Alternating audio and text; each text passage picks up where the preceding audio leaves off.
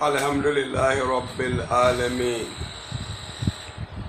والصلاة والسلام على أشرف الأنبياء المرسلين نبينا محمد وعلى آله وصحبه ومن استنى بسنته إلى يوم الدين.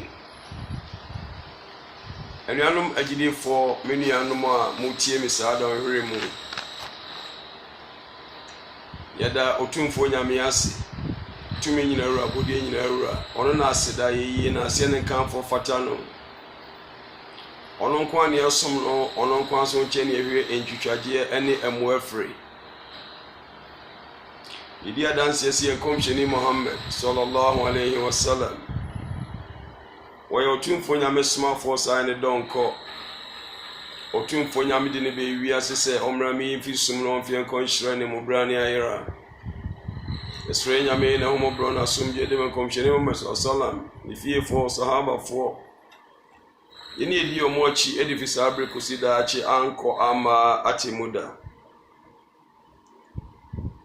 enwan muslim fo amutie me minyanum kremofo enemo amonya kremofo Muslims and non-Muslims mashabo me first video me second video say there are some ensembia abranti be a friend evangelist Kwame Ade our United States of America or kasafa and kremofo in a negative way and positive a fano a yantro anya no kre if the Quran ankasa onimu na onkai ngomano na Bible na ankasa nso orididi ebe siwtu no.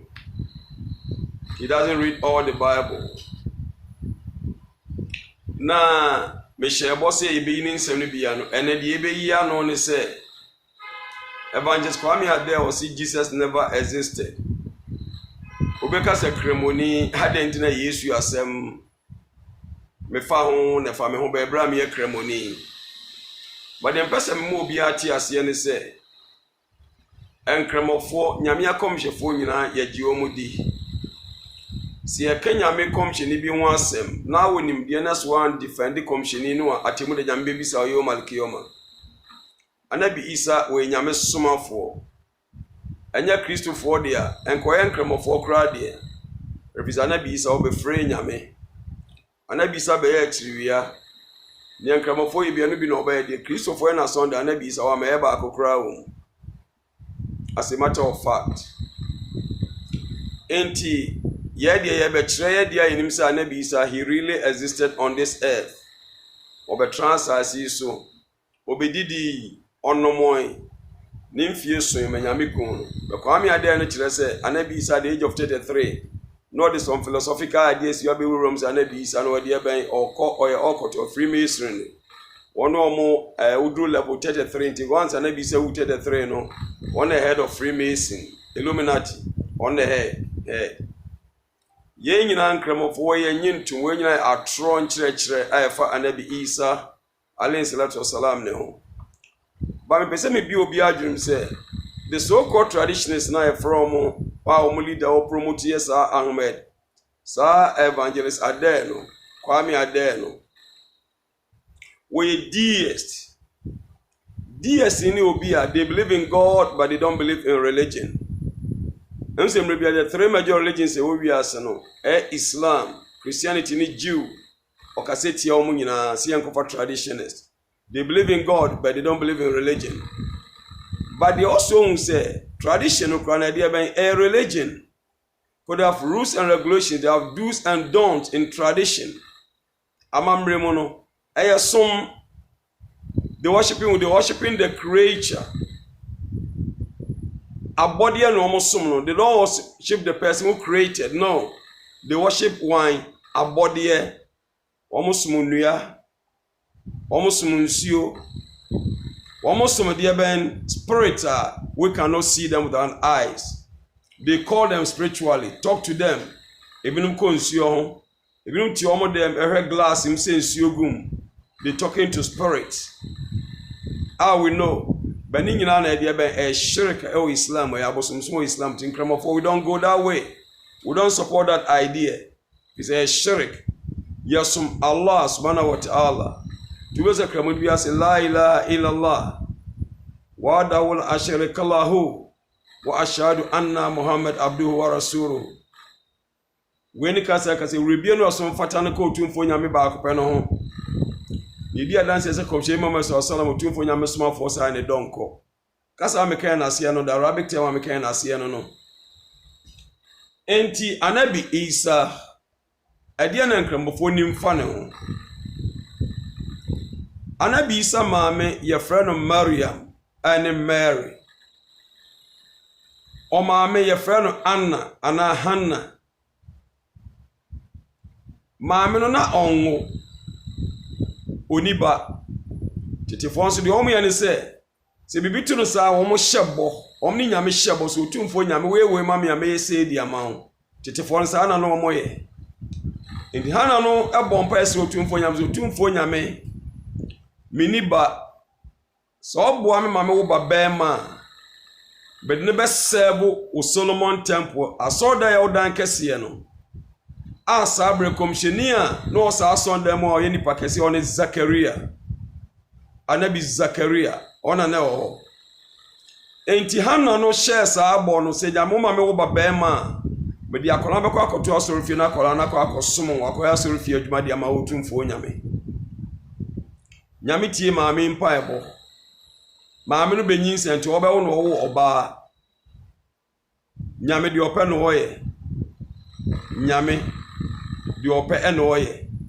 enti maame no ka so wotumfo nyame be ma na mepe be oba no makowo de na mame nanso me no wa hyebo me ni bo hye ne so me mu bo hye ne so me di akola be kwa akotra asorofie na akola na kosom sanka wodo wo maame be ma nkeme no apepepe enti maame Hannah no wode ne ba Maryam akwa asorofie asofo no do so bebre be Zakaria na head o obi ahụ na obi apɛ Mary asɛm ne ho ɔfɛ ɔyɛ ɔba bonini ane ho ɔyɛ ɔba odi mu ane ho ɔfɛ ti obi apɛ so ɔbɛtete no saa na tie dia yɛnyɛ toss yɛ bɛtɔ so aba de obɛwin no wɔna bɛtete Mary enti falling to Zakaria and Zakaria na de yɛbɛn ɔtete Mary enti ɔsakludu no de kɔtena private place ɛhɔ na Mary ɔda ɔsom nyame obi anya kwan kɔ hɔ Zakaria onyame difo osoro nyame onchia Mary no kra onko ne nchen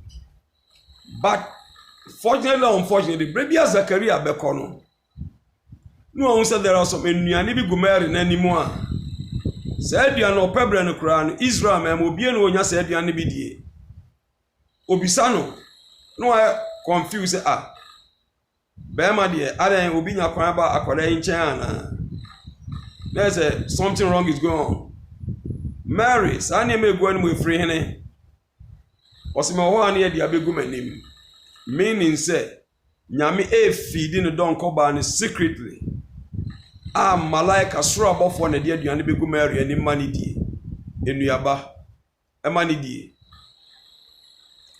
enti bra Mary oti osa na for be matured woduro be ginabre nyame ni nimni one ne be ye no otumfo nyame esoma ne bofo efen angel Gabriel eko Mary nchen sabre na nhye ne ba be adwuma enti okoye no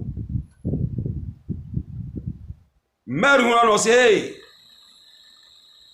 bofo no kono dan ne ho be ma abrante kama Mary no suro nyame enti ompese obe bone Fize Israel me musa wonware na aye bone a yebesi wabo ne yakun okobo adwaman enti onwura no say hey so ye obi a usuro nyame a hwe no ama me nchen pini wachi kono ha ena bofo no be yia no say me otumfo nyame soma fo wasoma me wo nchen se memra me bo ano ho ba baba when a friend of Christ beside Jesus a word from Allah obeni pakasiye nyame be ma ne be na ikonhyeni obe ne soma fo be wa betre wiase enti bofo no wie na ohomegu Mary na taade mu ni sleeves mu kumfa ya kuna Mary na onyem ti bofo kasa na Mary kasa ebe de metimi awoba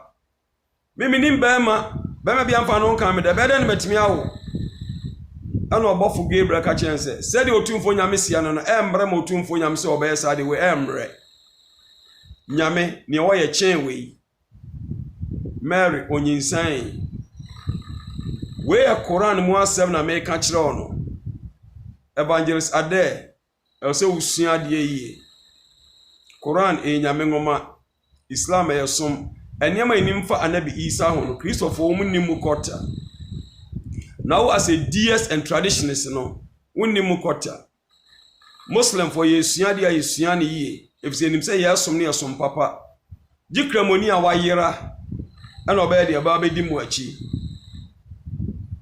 sa asem ya mekan ebepie Luke chapter 1 verse 26 and 27 was in the feast month was me atosun siamon the angel Gabriel was sent from God nyame sman before Gabriel unto a city kura your friend Galilee our Galilee mo your friend Nazareth to a virgin oba wenim bema espoused to a man whose name was Joseph I had nama bema be our friend Joseph and the virgin's name was Mary. And this story makacho sa oba obebumba ne friend Mary. Islam ye nimse Mary no okuna friend Joseph. Never. You got a contradictory. So okuna friend Joseph wa say ti be man ne beda. But Mary so a virgin oba onim berma. Ti Nyankopon the first awom na won de ben e no nyinsia no wo yo ne Anabi Isa alayhi salatu wassalam. And almost in for amutie me. Ebra Mary ohunu se wanyinsen no asemo aba Ethiopia echo the farthest northern part of the city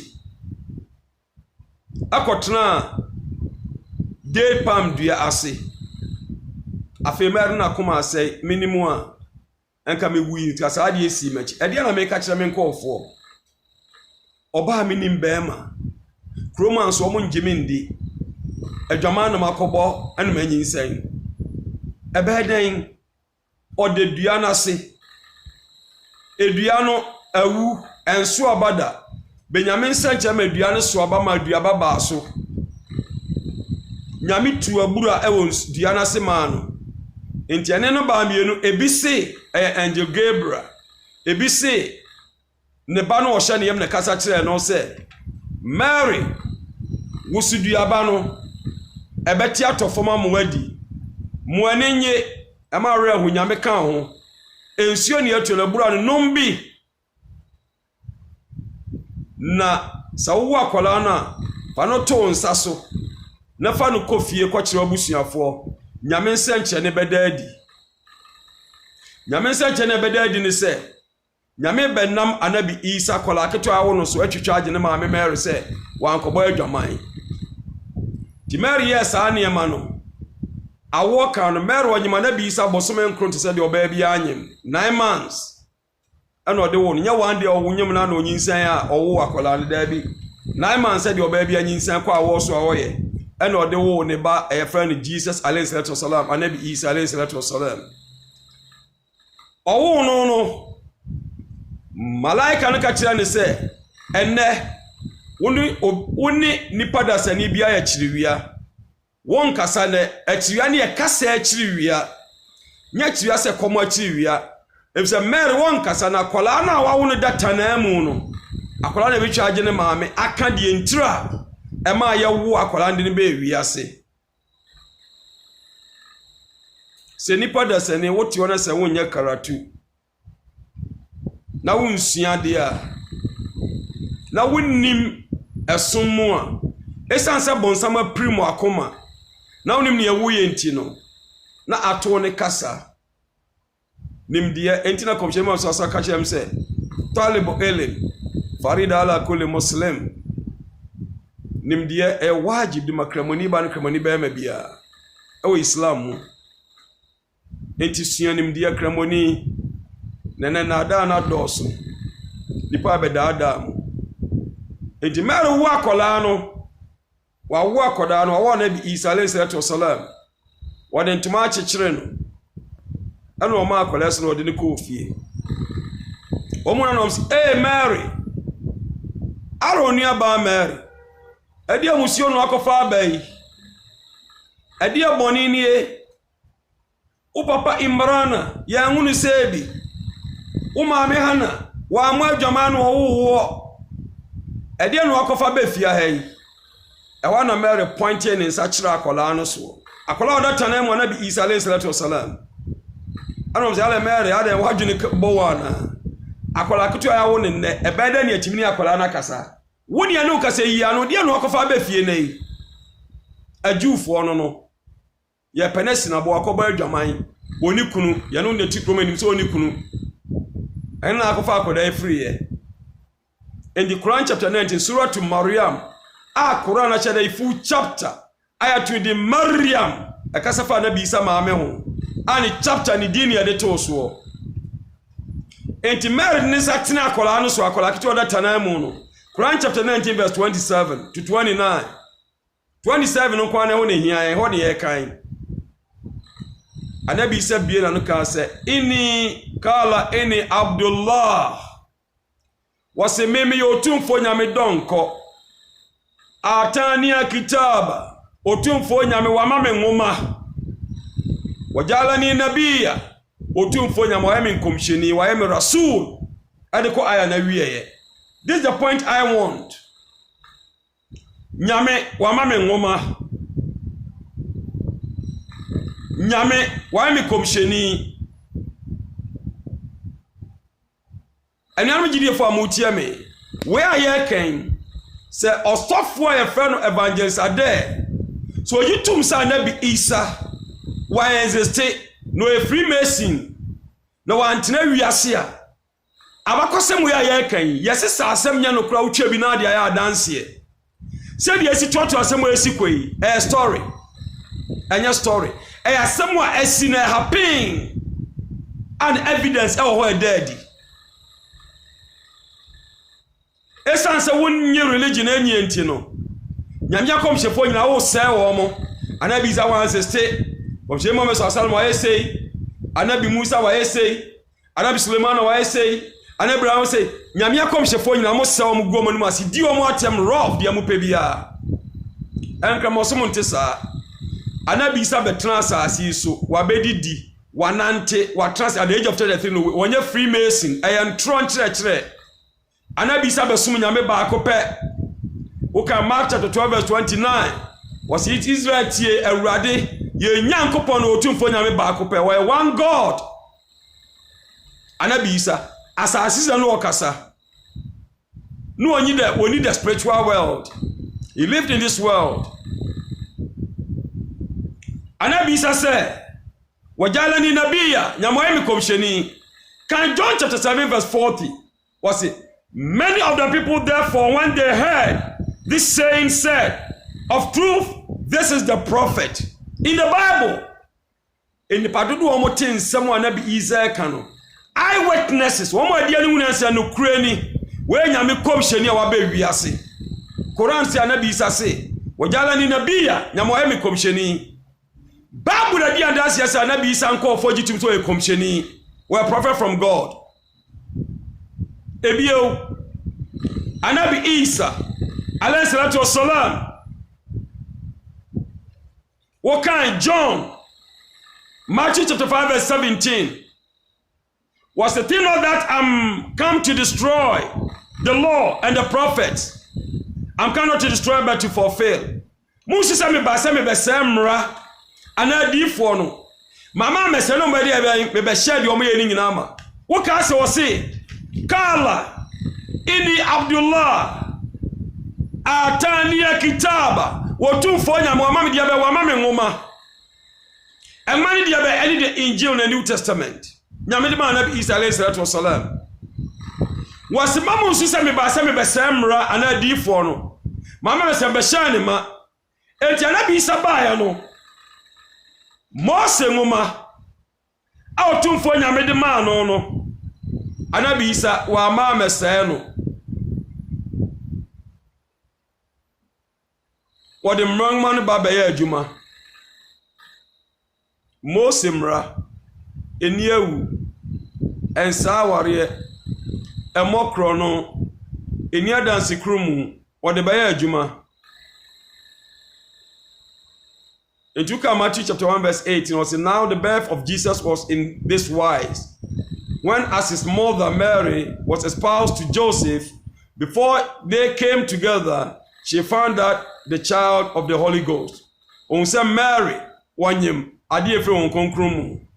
Joseph edi adanse testify in the Bible.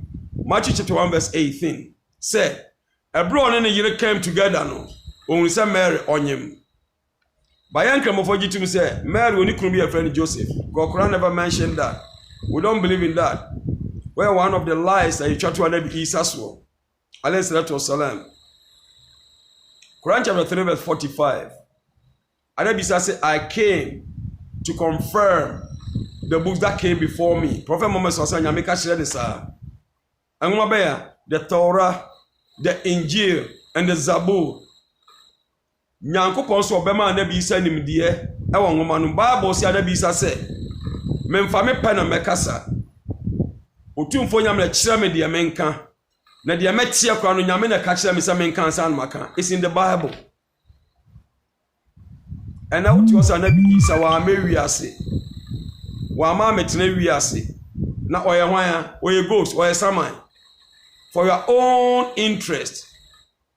So beda da nyame nonkofo wiase na be twantrɔto nyame komhia na bi Isa so nti no wo si ana bi Isa wanya de ben wa me wiase. 1 Timothy chapter 2 verse 5 was if for there is one God and one mediator between God and man, the man Jesus Christ. Yo nyame baako eni nyame ni nipa ntam gyina ni won wan anabi Isa entam gyina ni gyina se entam gyina ni gyina o ma se we nyame komhyeni obey nyame adwuma o wiase nyame man so de ne ko se de Corinthians ka kire me no mienu no nyame man so de ne ko soro anabi Isa beba be wu amiese na nsa na temu da sorry enkramofo believe no ye ginidi we nyame komhyeni wo betena wiase bedidi ba no mo die wonya Freemason ni wonya Illuminati ayan tron chere Kramoni bia wo so wake up. Now defend anabi Isa alayhi salatu wasalam. We nyame komhye defend nyame akomhyefo nyina. Anya komhye ma meso salam nko a. Bia anabi Ibrahim, anabi Musa, anabi Suleimana, anabi Daudu, anabi Daud, anabi Yahya, anabi Isa. Name them. Nyame akomhyefo enim o mu nyina we defending them. Obi twa ntoto o mo so a. Anabi Isa onya Freemason. Onyame komhyeni mapa ya dono ya buno ya boni dika alayhi salatu wasalam nyame omobro na asomdwe enka no respect ya dema no one of the mightiest messengers of Almighty Allah oben wo mo eben otumfo nyame yo malikiyoma Anabi Isa say wa man for one in Matthew chapter 24 verse 24 ebini evangelist ade who from say evangelist meaning so a DS evangelist traditional evangelist I don't know just about me explain it. Evangelism meaning say the message amao. Matthew chapter 24 verse 24 Anabi Isa say for there shall rise false Christ accused of sorry and false prophets accused of sorry and shall do great signs and wonders. One man century and in your mother in some said if they were possible, they shall deceive the very elect. Moya yimu kwa de beda adamu and century beda adamu and so for bia kasama century and all other no washasiye we do nsi otiti nru bono de kwadu niema begu so ne platform no so obekire duru medical kan so edu nsi ni amienwu e benku abafa so treaty wo aso obekasa fa Islam ho akasa fa nyame akomhyefo ho de a evangelist ade wunya peace enya nipa edi wachi ana hayen ne nipa wo yira wo mo edo amakọ de ben edo amakọ seyem ani a problem enipa adom ko seye mu any a problem anabi Isa obetena wiase anabi Isa obenanti wiase anabi Isa yawo no ebirim se yawo in a manger yawo dia bai atu enwan boom ya no mo nya adwene was and Allah will teach him Isa Jesus the book of Hikmah nyame bema na adwene awa ne ngomam and Torah Injil any one ngoma Injil nyame bema ne ngoma amo de sa ne ma we nyina adwuma ntika na bi Isa se mun se me ba se me be semra na adifo no mama me se ne ma de be me be share ne ma that's in the Quran. Where commissioned the children of Israel. But commissioned me commissioned the Rahmat lil Alamin. Commissioned me wiasia fana nyina. Anabi so say and I've come to confirm that which was before me, the Torah. We be confirm the edi manim ka by the man Anabi Musa Torah. And make lawful to you part of what is forbidden. Torah ni any never be haram de ma Torah tie for but Anabi sabaya ni nyama ni be halal de ma man for. Torah Allahu Akbar nyame na rividi ba nabi Musa alayhi salatu wasalam me je say na evangelist ada na ka se eye ade a enipa na church nam nyame o rividi man na come shefa Jesus come shefa Muhammad sallam se nipa ko no ko bisa asem a Gabriel san no obeka asem na kire no unyame se kase o scribe no mo twere ye kire ogu paper so Yechogu abo ho yecho na komcheni wu enya complete book say sa abofo no be compile be book na ekuti aye kenkan ene nipa bi kura mosemfo bi awu da be so say book be o so mo kono na won aboba ho ni echogu plate so ni echogu ade be nkrata so anse na be compile na the whole book of Quran na ekuti aye sa na tie anabi Musa sa na tie Anabi Suleiman sana tie Anabi Daud Zabura sana tie 18 kramofo ye wonyina so ye defendi Anabi Isa obenanti wiase obedidi odai onanti poso sentranie okwa sorry fie. It's in the Bible. Adana or tiny ahoya ne pesamin kumenyanti. Evangelists are there. Who teach your man for us? Who go a man for Jinimu? Cassette and Yamia comes for Sakrawati, Yotuba and Kachi Bompire Bana Zolomana Amfusana, Walam Filana or Tarhamna, Nanakuna Namna has rotum for Yame, Meneme Yere, Yaboni Etiao. So when one for Bonnie and Chebeka go from said Anabi Adam, on a year wow, did Diabanomia Bonnie on Bompire and Diabana Baba become wasem. Who see Diabani and him dear, the Diabani and yet Diabia baby are. On Debia make us say Nipa win more dear, and fatitin tininti, and Siadia, Sianabehu. Yamibabua, Amwanyanti as ye. Anabi Isa, where's the stay? Obi odi 30 years you be Illuminati. Enti wu ni odi 30 years or Illuminati. Anabi sa with 33 years into Illuminati. Wonim ni awo keka. Nyame nimfi ahihya ma no so be wunu eno no. Wama kala ni nafsi anta mutala biznillah.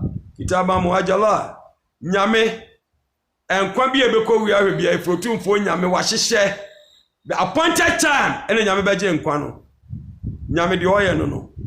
Anabi say nyame hye so be at the age of 33 no 33 onye Freemason where kremoni ofre nyame de no ma bo fom oji nyame di so e baako osom nyame baako ena obe wi as nyame wa anwu ode no ko obeba be wu am yesi na sana temuda asori evangelist ade suade no adwum ni na be wa adwum medam asede am di mu sie ni odomfo de no boni bia ka mo be sa tie nka more videos na mkwan so eba yasemo tie for mon share video no wa benya bia share so share ma nipa ba akokra no a nyambe ma ho akatua ni nhira Moyɛ nipa bɛyɛ 100 na mo shy. Hwɛ nipa dodo ɛbɛhwɛ.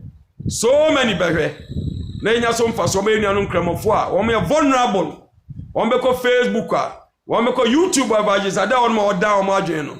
Wɔn na wɔyi a ɛbɛhyɛ wɔn nkramofo mo gyina penti. Wɔn atɔfik ila billah. Assalamu alaikum wa rahmatullahi wa barakatuh.